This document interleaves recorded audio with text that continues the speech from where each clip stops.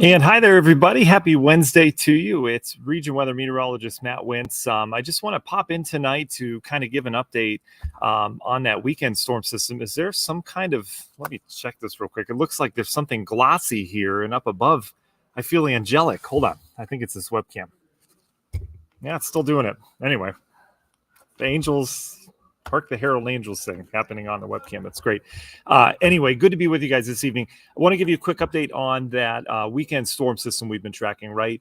When we last talked, I was going to make a graphic tonight, and it's just too much to talk about, so I just wanted to get it out.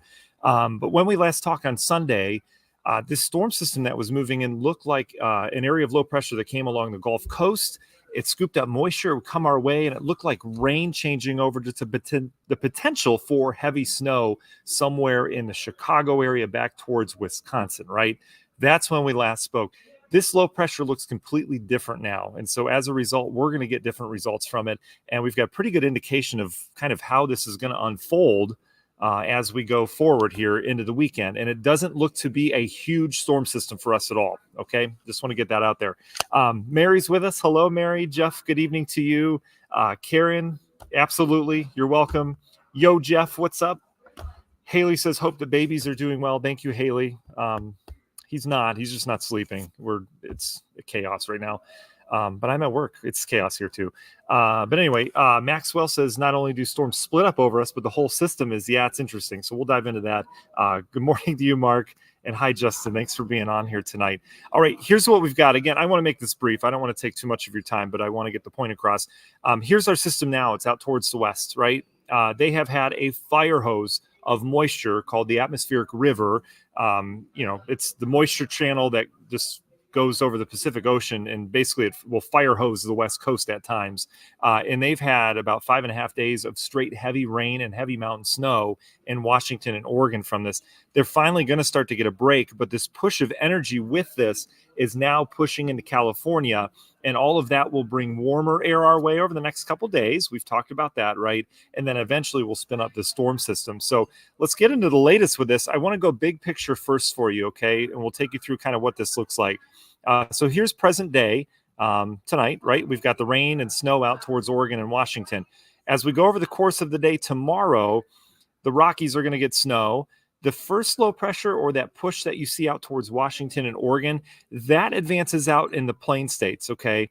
This is the first low pressure that develops. Second area of energy is back here, still in the Rockies, okay? That's the one that brings us our storm system. So initial low pressure goes north. We were never supposed to get that one. This is the one that has changed over the course of the last 2 or 3 days or so. Energy diving south. You still have that cold air that we were looking at diving down into Texas, and it spins up a storm system, but the cold air doesn't dive in quite as deep. All right. So on Sunday, what we're looking at was a real good push of air down into Texas that really kind of dug into the Gulf of Mexico, spun up a low, and really flew it our way. All right. So back to Maxwell's point. Hold on. Jerry said, who's dancing? Hey, Bree, were you dancing? You weren't dancing in the background? Oh. Someone was dancing. I just want to see who it was to see if you can come over and dance. If you can come over and dance. I don't know. I don't think anyone. Maybe. I don't know who's dancing in the background. I don't see any dancers right now in the background. Bree's working. You're working. Yeah, she can dance, but she's not a dancer, not at this hour. It's crunch time in the news. Anyway, there's that. Thanks, Jerry, for bringing that up. Jerry says it was definitely you. All right, I'm just listening to Jerry over here. Jerry, you keep your eyes peeled behind me, okay? Any bunny ears pop up, you let me know. Anyway, so this low pressure doesn't form down in Texas, and it doesn't dig out of the Gulf of Mexico, if that makes sense. It's more of a flat push of cool air. So what that does, initial lows here, it develops a secondary low over us, okay? It's not as strong as the other one that was going to develop earlier this week, because that push isn't as far down into the system. So what we get is rain, and we'll have some rain around here on Saturday, but the cold air, because that push didn't come down, the cold air is not here yet. So it's just rain. We don't have any snow with that initial batch. And so then as we go through time, Here comes the actual low that the models were picking up on, hitting us earlier or last weekend. Here's where the low develops. Everything's already by us. All right. So we get some rain Saturday. The low's not even really that strong then, but watch how this really cranks up as it heads out towards the east. Now the cold air's caught up to it.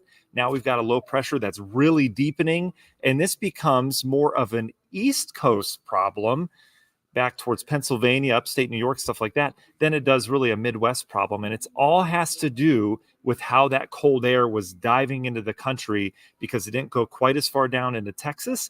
I've seen it go the other ways where it looked like a storm system like this, where the air would go from east to west, and instead that air dives and forms a stronger low and comes our way. So it goes either way on that, but that's the reason why we're not expecting a big storm here.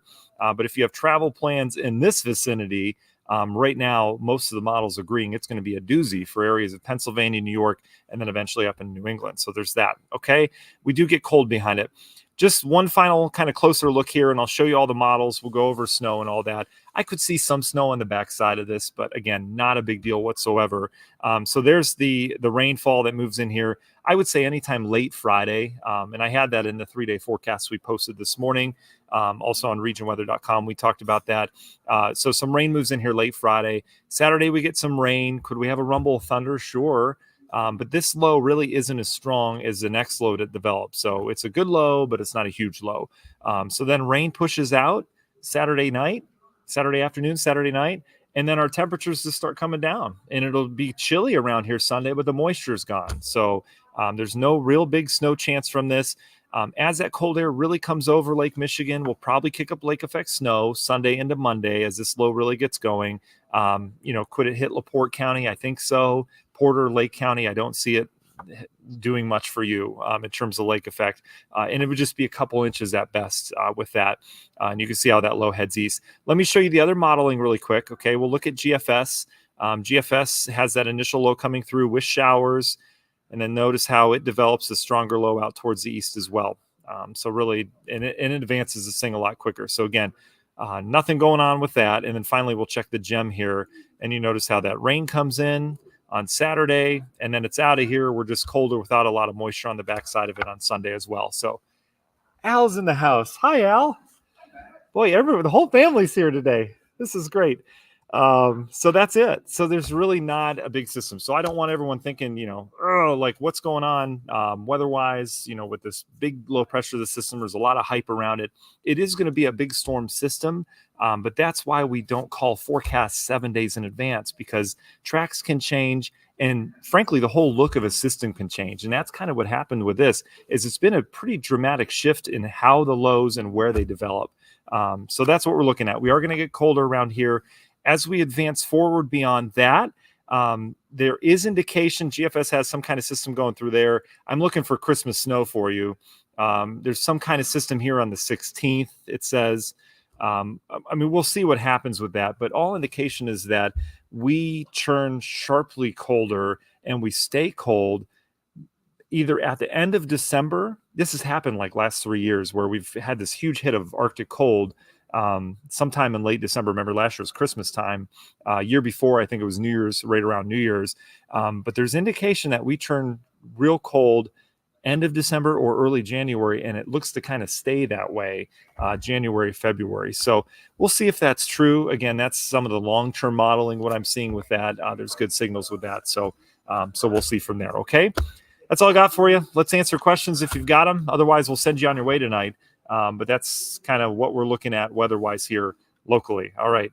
Barbara saying, what's Indianapolis look like? Same as here, actually, Barbara. Indianapolis is going to get some rain late Friday. Saturday, they'll have some rain as well. And then all the snow is going to be east as it looks right now. So there's that. Okay. Ethan, I got your message. Peyton's gone for the day, but I'll tell her you said hi for sure. Jeff, like your comment. That's good. Jerry, that's funny too. Let's see. I don't see any questions. I see Nicole says, I'm sick of rain. I just want snow. Gail's with us. Good evening to you. Kim says, how's the baby? Baby's not sleeping very well. We're not expecting him to, but It's been kind of rough. I got home last night. My wife was up with him at midnight, and she wasn't doing well. She had 3 hours of trying to put him to bed. So it's been pretty rough on us, to be honest, especially her. But we still have other 3 kids to take care of, and it's been a lot. So we'll get there. We have confidence we'll get there for sure. Ethan says blizzard before Christmas. We'll see, Ethan. There's a chance for another storm system to come in here at least 10 days before Christmas, like 15th, 16th. I'm seeing some of that in the modeling. You see a little bit of it here. But yeah, we'll see. We'll see what happens. Susan, good question. Any major winds with the cold? It will get windy with this, yes. The major winds look to avoid us. On Sunday, it looked like a real powerful low pressure came through with some big winds locally. It does. I don't see that as of right now. We'll probably have gusts over 25 at times, maybe over 30. Let's take a look at it. I didn't look at exact numbers, but these are just guesses based on what I'm seeing. So here we go. Let's get to Friday. Here's Saturday. So Saturday, the Euro has gusts 35 to 40. That's on the warmer side of things with the rain. So it is going to be windy with the rain around. And then notice on the backside, that's where I'm talking. There's not a lot. I mean, we've got gusts 25, 30 at best. So we may get some gusts with that initial push of warm air in here with the rain around on Saturday. So Saturday looks kind of rainy and windy as of right now.